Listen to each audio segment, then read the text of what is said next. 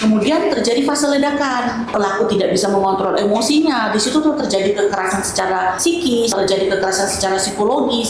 Segera sadari bahwa istilahnya ada perbedaan antara itu ujian keluarga atau itu memang toxic relationship.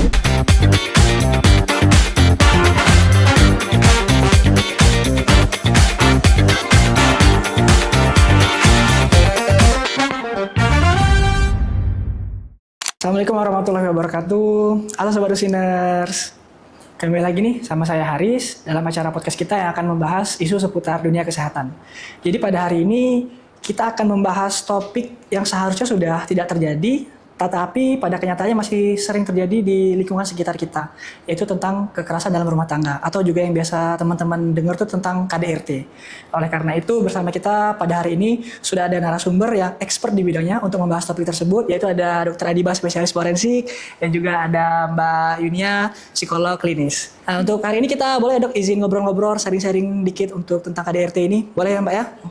KDRT sendiri kan pasti teman-teman sekalian sudah sering mendengar Dok. Tapi apa sih Dok untuk yang dimaksud KDRT itu? Apakah intonasinya yang keras, nada bicara yang keras, ataukah pendidikan di rumahnya yang keras, atau bagaimana tuh Dok untuk pengertian KDRT sendiri itu Dok? KDRT itu kan perpanjangan dari kekerasan dalam rumah tangga. Ya, kekerasan dalam rumah tangga ini sebenarnya semua perbuatan yang dilakukan oleh seseorang gitu ya, termasuk kekerasan fisik, termasuk kekerasan seksual, termasuk penelantaran di dalamnya, penelantaran secara ekonomi atau penelantaran secara fisiknya tidak ada di rumah gitu, atau kekerasan secara psikologis, ancaman, tindakan menakut-nakutin gitu terhadap orang yang ada di dalam lingkup rumah tangga tersebut.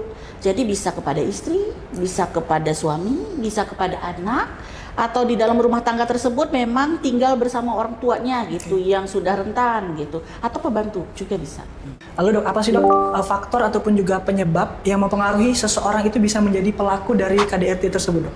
Penyebabnya bermacam-macam ya, bisa karena latar belakangnya yang memang tumbuh besar di keluarga yang menganggap kekerasan itu adalah suatu kebiasaan gitu, atau sifat individu yang ingin mendominasi atau ingin mengontrol keluarganya gitu, mengontrol istrinya, anak-anaknya gitu, atau memang ada masalah-masalah lainnya seperti masalah ekonomi, pengangguran gitu, dan lain-lain, banyak sekali. Kalau untuk dari segi sebagai korbannya nih Mbak, apa sih Mbak faktor ataupun juga penyebab seseorang itu bisa menjadi korban dari KDRT? Apakah bahwa korban tersebut berarti lemah, ataukah korban tersebut berarti penakut, atau bagaimana tuh Mbak?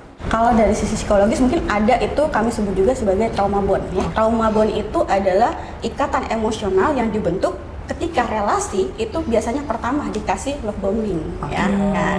Jadi mereka akan memberikan rasa cinta, perhatian, semuanya itu diberikan kepada si korban ini kayak gitu. Laun-laun pelan-pelan itu akan diisolasi.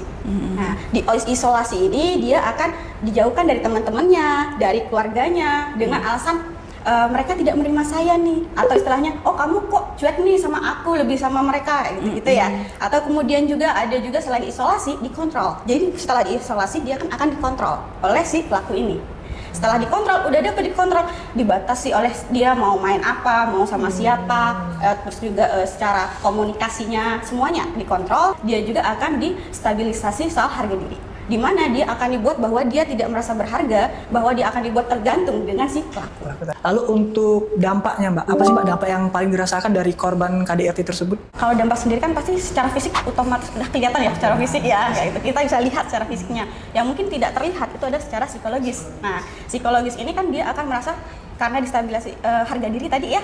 Nah, itu dia akan merasa dia rendah diri, ketergantungan, kecemasan, ngapa-ngapain nggak bisa tanpa si cowok ini kayak gitu, atau karena nggak bisa karena si cewek ini kayak gitu. Bahkan ada masa traumanya. Kalau dia pasti dapat kekerasan pasti trauma ya kayak gitu. Bahkan yang parahnya itu lebih ke sampai ada keinginan untuk menyakiti diri sendiri ya, self harm kayak gitu, untuk bunuh diri kayak gitu. Itu udah diawali kan dari karena psikologis tadi.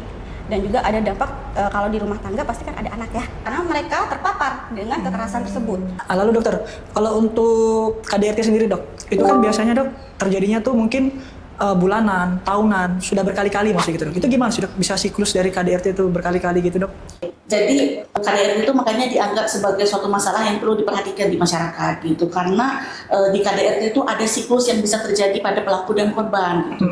Jadi tahap pertamanya itu fase ketegangan, namanya tahap ketegangan. Mulai terjadi nih reaksi-reaksi kecil, masalah-masalah kecil gitu. Pelaku merasa risih dengan korban juga udah mulai merasa nih ada yang tegang gitu, udah mulai takut-takut, udah mulai coba memberikan yang terbaik kepada pelaku gitu ya. Kemudian terjadi fase ledakan, ya. Fase ledakan pada saat pelaku tidak bisa mengontrol emosinya. Di situ tuh terjadi kekerasan secara psikis atau terjadi kekerasan secara psikologis, dimarah-marah, dibentak-bentak dan sebagainya gitu. Sehingga korban juga merasa tidak berdaya, korban merasa kesakitan, korban merasa tertindas dan sebagainya gitu. Nah, pada saat fase ledakannya itu maksimal gitu ya, terjadi kemudian berikutnya fase rekonsiliasi, di mana pelaku merasa bersalah, merasa malu dengan tindakannya. Jadi dia akan membujuk korban pada saat itu, akan membujuk korban, akan berjanji tidak akan berbuat lagi gitu. Nah,